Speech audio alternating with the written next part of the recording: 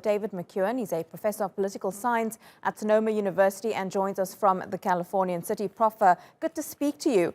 When we hear about how Joe Biden talks about what's happening in Palestine at the moment, is this not a missed opportunity for the Biden administration to show Palestinians that they can be a legitimate peace broker, given the distrust that Palestinians felt towards the Trump administration? Right. As we heard from John Rain at the top, there have been some moves by the Biden administration that have aimed at resetting the U.S. role in the Middle East.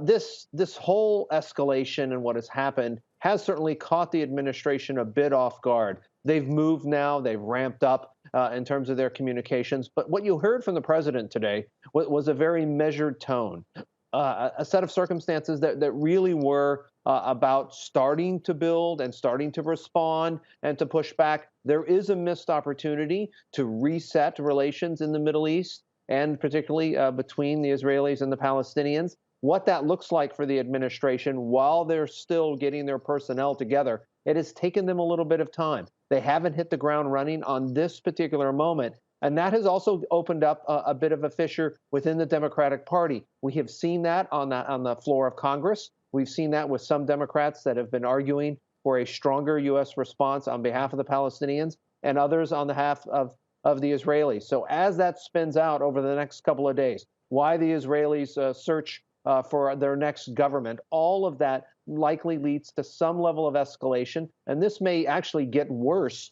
in terms of situations and in terms of the U.S. role, what we do next over the next, say, 5 to 7 days.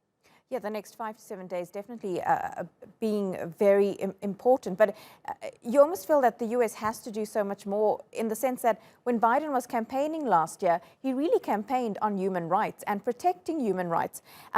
This year alone, we've heard so much from him about protecting the rights of Uyghurs in China, for example. So you would think that he needs to take a stronger stance now with these attacks on Palestinians? Right. We've also heard in the past from Secretary of State Tony Blinken on just this issue related to human rights.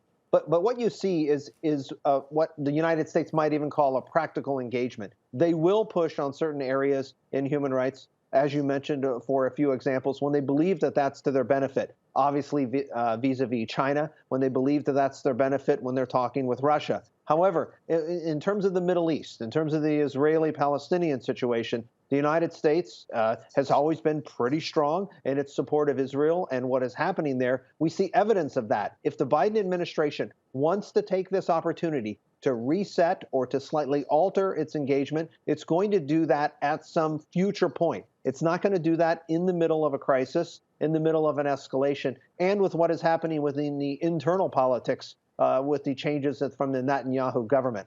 All of that is farther down, not addressing the immediate situation. And that's why we also could see some level of escalation the United States might not be able to do very much about over that, say, 5 to 7 day period. David McCuan, really good to speak to you and to get your take on this live to us there from Sonoma in the United States.